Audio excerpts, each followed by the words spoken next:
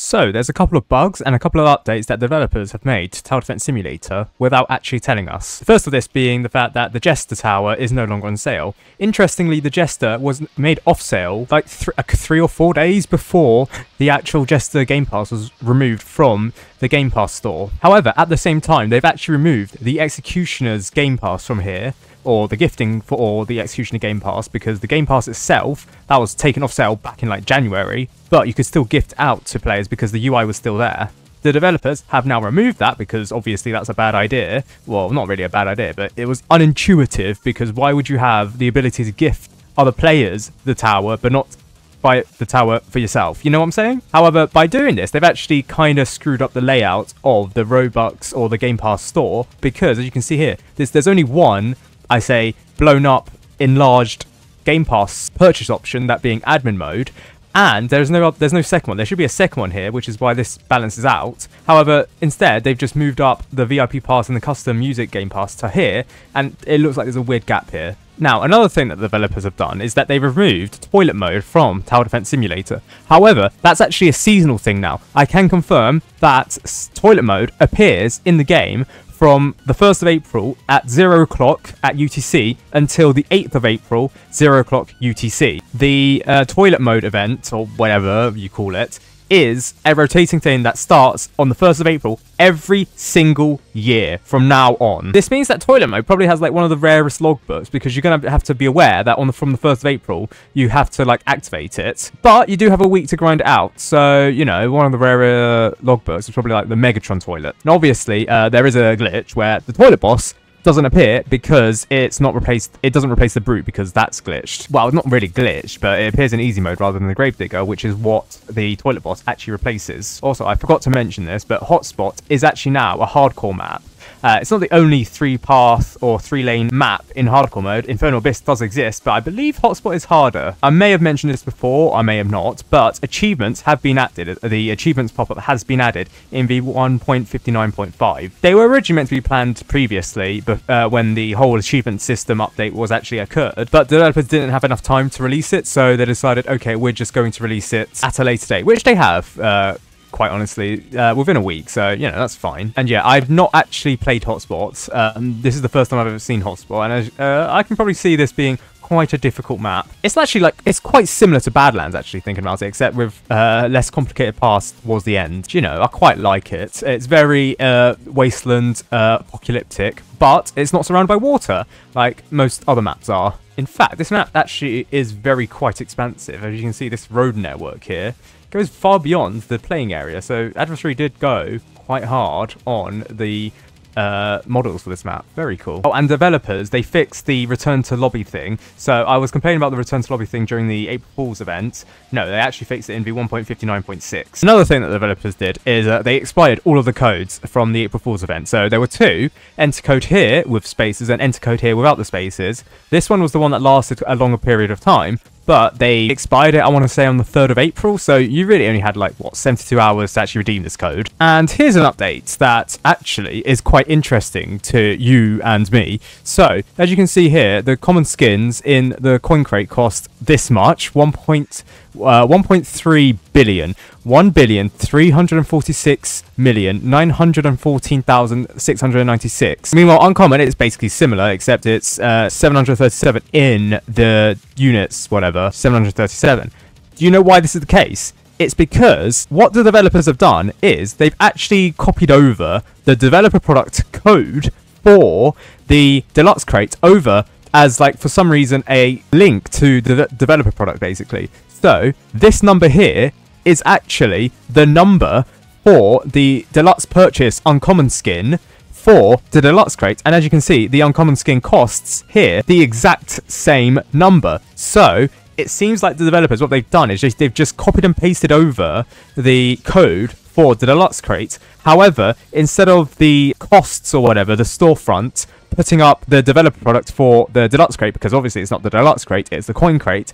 Instead, for some reason, it transferred over the coin costs for it, which is exactly the same as the product or developer product's code for it, which is why it has such an absurd number. This number here is actually the developer product number for legendary deluxe crate skins. However, for the coin crate, as mentioned here, it's changed over to coins, resulting in extremely high prices. Why it does coins instead of linking to the developer product, I have no idea. Menton's probably more technical than I am in the code for this, but all I can say is these numbers aren't actually random, but they are incredibly high. So I think the developers ported over like the coin crate code from the deluxe crate, and they didn't foresee this happening to it. Another thing that they fixed is they fixed the enemies' stats when you hover over them. For previously, they showed 0 health and 0 speed, but now they actually show their correct health and the correct speed. Meanwhile, in PvP mode, they've made a couple of changes. So, previously, they fixed units killing each other. So if there were opposing units from different teams that were somehow in range of each other,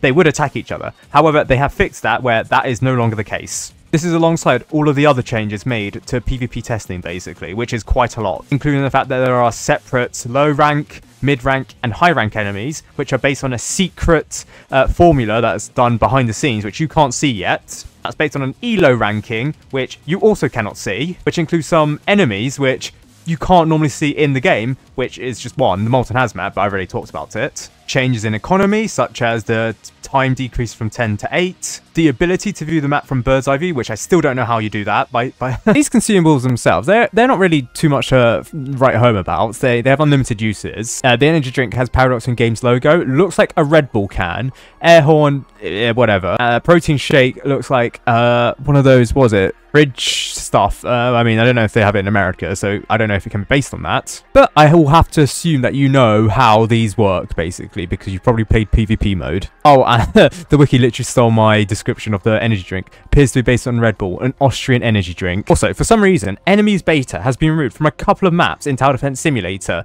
That being Mason Arch, Winter Stronghold, Derelict Outpost, Musake Kingdom, Enchanted Forest, and Infernal Abyss. Furthermore, on the 31st of January, which seems strange that 2 days after the update, which was just a random update, that another one would be made.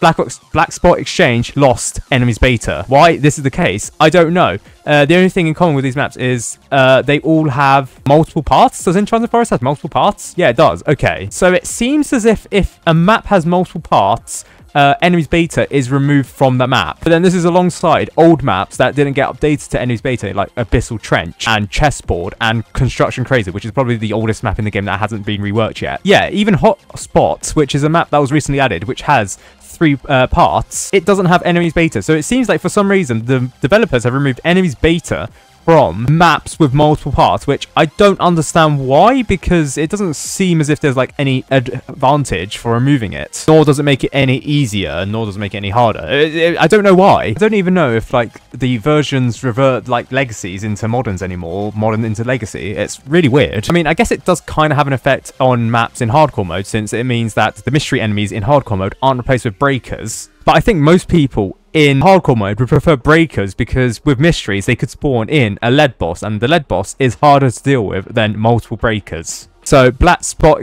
Exchange losing enemies beta probably makes it harder. I don't know, people have to decide on that. And Infernal Abyss not getting enemies beta probably does make it harder. I don't know. Oh, and here's a fun fact with the PvP map.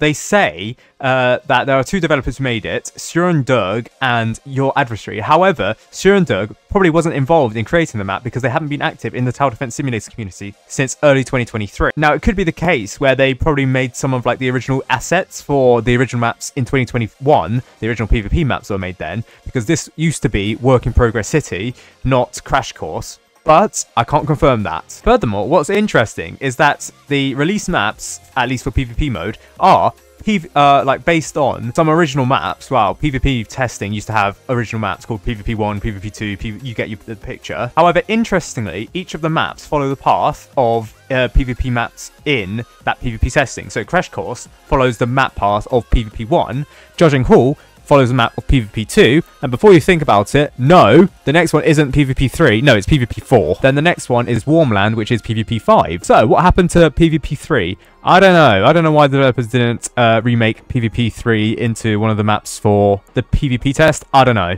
Also, Suendurg, they actually were credited for the PvP maps in the original one, PvP map 3, basically the basic maps, basically, before Adversary made it not so basic. So, I don't know. I doubt they actually made this concept of a map, given the fact they weren't active in 2024, given the fact they were last active in 2023. Yeah, those are all the shadow updates to Tower Defense Simulator. Quite a few stuff to talk about, and a very few interesting stuff, especially with the coin crate costs being deciphered.